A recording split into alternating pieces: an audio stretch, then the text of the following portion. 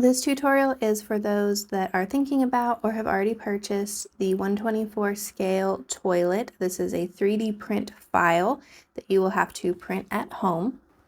Etsy automatically sends an email right after purchase, so once you open this email, you can download the files.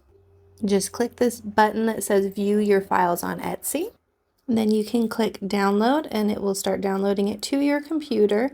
If it doesn't open up right away, you may have to open your Downloads folder. This will download as a zipped file, and we recommend extracting the file before opening just to make sure that everything shows up there. And this should have 4 files. The first is the 3MF file that has everything together, and the other 3 are the STLs with each item separately. I would recommend starting with the 3MF file, and if that doesn't open, you can use the STLs. So just open with your favorite slicer.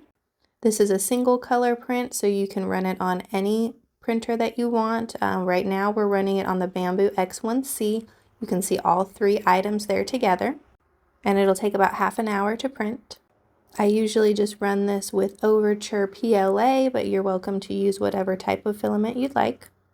All the files should print pretty easily. There are no supports or anything that you need to adjust. Once you have all the files printed, you can pop them off the build plate. And to make the hinge more durable on the toilet seat, this is not a plastic hinge, it's actually called a pin hinge, so you will need a little bit of wire. We prefer using 22 gauge wire in this roll, but you can use paper clips or pins. A lot of different things will work here.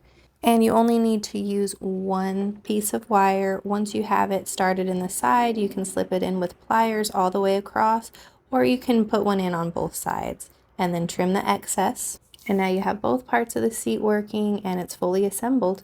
Now you have a modern, sleek toilet for your dollhouse miniatures. Thanks for watching.